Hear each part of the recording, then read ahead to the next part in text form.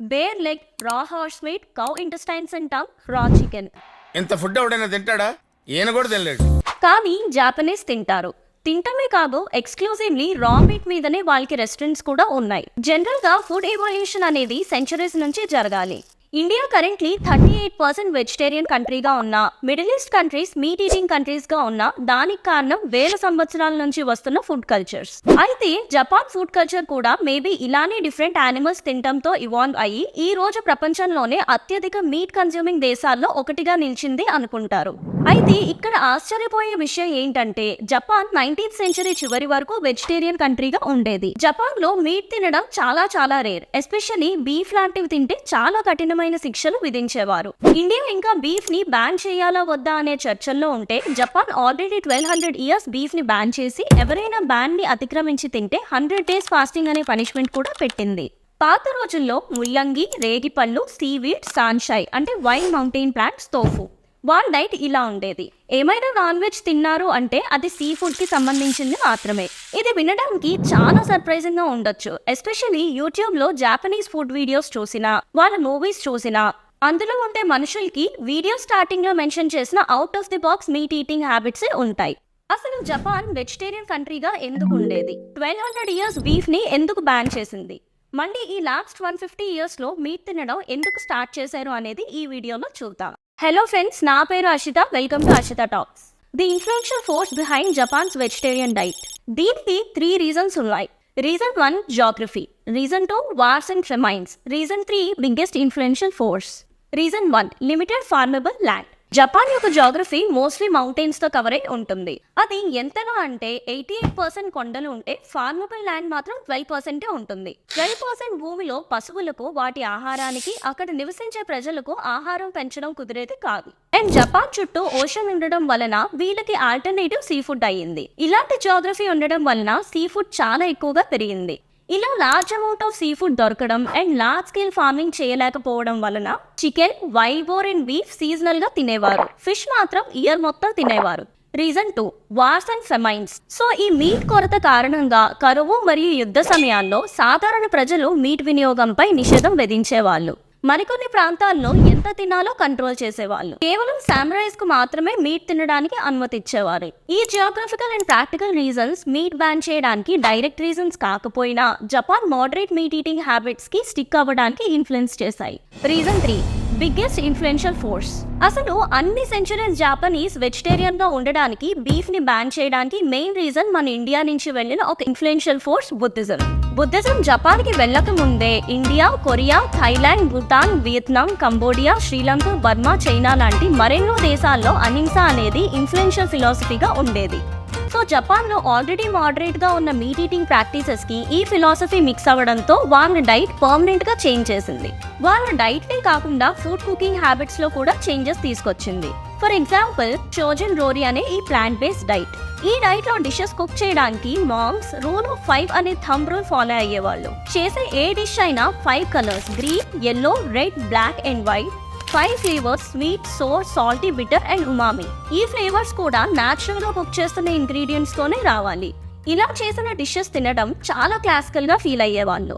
So emperor మరియు సామురైస్ వాళ్ళు beautiful and elegant అని చూపించడానికి మీట్ తినడం మానేసి ఈ షోజన్ రోరీ డైట్ కి షిఫ్ట్ అయ్యారు. బుద్ధిస్ట్ మాంగ్స్ కూడా మీట్ తినటాన్ని రీఇన్కార్నేషన్ కాన్సెప్ట్స్ తో లింక్ చేసి మీరు తినే మీట్ మీ యాన్సెస్టర్స్ అవ్వొచ్చని చెప్పి మీట్ నుంచి షిఫ్ట్ అయ్యేలా చేశారు.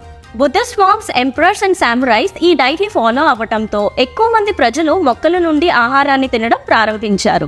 వ్యవసాయ సీజన్స్ లో బీఫ్, హార్స్, డాగ్, చికెన్, మంకీని తినడంపై మొదటి నిషేధాన్ని విధించారు. తర్వాత 809 ADలో జపాన్ లో మొత్తం బుద్ధిజం వ్యాప్తి చెందడంతో బౌద్ధ మతంలో ఆవులు పవిత్రమైనవిగా భావించేవాళ్ళు గనుక తమ మత విశ్వాసాలను గౌరవిస్తూ అప్పటి చక్రవర్తి బీఫ్ తాలూకా పూర్తి వినియోగాన్ని నిషేధిస్తూ ఒక ఉత్తర్వుని జారీ చేశారు.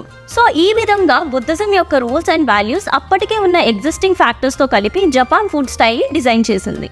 ఇంకా కఠినమైన సమయాల్లో శిక్షలు కూడా వేయడం వలన జపాన్ ను 1200 ఇయర్స్ కి పైగా వెజిటేరియన్ కంట్రీగా ఉంచింది. 17th సెంచరీలో వ్యాపార ప్రయోజనాల కోసం జపాన్ కు వచ్చిన పోర్చుగీస్ అక్కడి ప్రజలను వెజిటేరియన్ అండ్ బుద్ధిజం నుండి non vegetarian and Christian religion వైపు మార్చడానికి మిషనరీస్ ని పంపించారు. ఈ ప్రయత్నం జపాన్ సమాజంలో గణనీయమైన సామాజిక, సాంస్కృతిక మరియు మతపరమైన మార్పులకు దారితీసింది. వాళ్ళు ఇంట్రడ్యూస్ చేసిన క్రిస్టియానిటీ అండ్ మీట్ రెండు Japan traditional beliefs and morals తో క్లాష్ అవ్వడం వల్ల విభేదాలు స్టార్ట్ అయ్యాయి. ఈ విదేశీ ప్రభావానికి భయపడి దానిని ముప్పుగా భావించి 1639లో పోర్చుగీస్ వ్యాపారాలు మరియు మిషనరీస్ ని జపాన్ కి రాకుండా నిషేధించింది. ఈ కాలాన్ని సపోకు ఎరా అని కూడా పిలుస్తారు. ఈ ఎరాలో జపాన్ 200 ఇయర్స్ పాటు కేవలం కొన్ని డెసిగ్నేటెడ్ పోర్ట్స్ కి మాత్రమే ట్రేడ్ రిలేషన్స్ కలిగి ఉండేది. మిగిలిన జపాన్ కు ఇతర దేశాల ప్రజలు రాకుండా ఒంటరిగా ఉంచడానికి సామురాయిలు బోర్డర్స్ లో చూసుకునేవాళ్లు. ఈ 200 ఇయర్స్ లో జపాన్ లో క్రైస్తవ మతం వ్యాప్తిని నిరోధించింది. జపాన్ లో వెస్టర్న్ సాంకేతికత మరియు ఆలోచనల ప్రభావాన్ని పరిమితం చేసింది. జపాన్ లో తమ సంస్కృతిని చేంజ్ అవ్వకుండా ఉంచగలిగింది. ఇక్కడ నుంచి 200 ఇయర్స్ పాస్ ఫార్వర్డ్ చేస్తే జపాన్ ఆర్థిక వ్యవస్థ చాలా వరకు వ్యవసాయం మీద ఆధారపడి ఉండేది. ఇండస్ట్రియల్ రెవల్యూషన్ బయట కంట్రీస్ లో జరుగుతున్నప్పుడు జపాన్ తనని తాను ఐసోలేట్ చేసుకోవడంతో మోడర్నైజేషన్ డెవలప్మెంట్ ఏం లేదని అప్పటి జపాన్ ని పరిపాలిస్తున్న ఎంపరర్ మేజీ 1853లో 200 ఇయర్స్ పాటు ఉన్న రెస్ట్రిక్షన్స్ తీసేశారు. ఈ రెస్ట్రిక్షన్స్ లిఫ్ట్ చేయడం అనేది జపాన్ కి ఒక టర్నింగ్ పాయింట్ లా అయింది. వెస్టర్న్ ఇన్ఫ్లుయెన్సెస్ మళ్ళీ స్టార్ట్ అయ్యాయి. ఇంటర్నేషనల్ కమ్యూనిటీస్తో యాక్టివ్గా పార్టిసిపేట్ చేయడం స్టార్ట్ చేసింది. రెస్ట్రిక్షన్స్ లిఫ్ట్ చేసిన తర్వాత వెస్టర్నర్స్ ఫిజిక్ని చూసి ఎంపరర్ మేజీ ఆశ్చర్యపోయాడు. మీట్ తినకపోవడం, మిల్క్ తాగకపోవడం వలన వెస్టర్నర్స్ కంటే బలహీనంగా ఉన్నామని భావించి వారి ఆహారపు అలవాట్లను అనుసరించడం ద్వారా జాపనీస్ కూడా అంతే బలంగా మరియు ఆరోగ్యంగా ఉంటారని నమ్మారు. అందువల్ల జాపనీస్ కూడా డైలీ మీట్ తినాలని ఆయన ఆదేశించారు. కానీ 1200 ఇయర్స్ బ్యాన్ కి భయపడి చాలా మంది ప్రజలు మీట్ తినడానికి ధైర్యం చేయలేదు. సో ఫిబ్రవరి 18, 1872లో ఎంపరర్ మేజీ ఈ బ్యాన్ కి పర్మనెంట్ సొల్యూషన్ రావాలని బీఫ్ తిని 1200 ఇయర్స్ ఉన్న బ్యాన్ ని ఉల్లంఘించారు.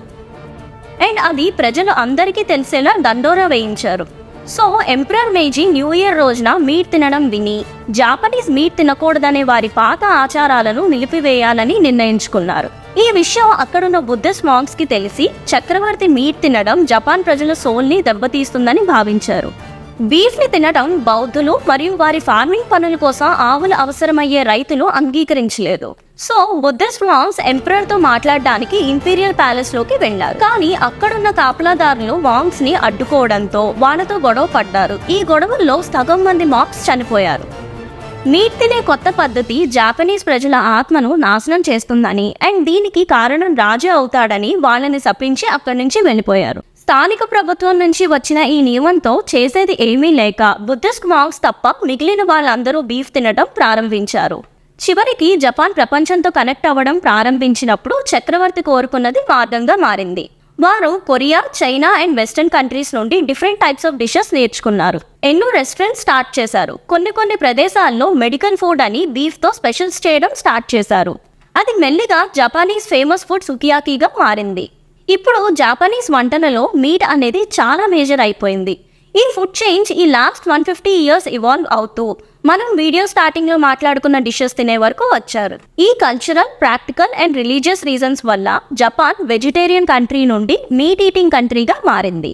మారితే మారారు కానీ అట్లీస్ట్ హ్యూమన్ ఫ్లేవర్ డిషెస్ తినేలా ఇవాల్వ్ అవ్వకూడదని కోరుకుందాం.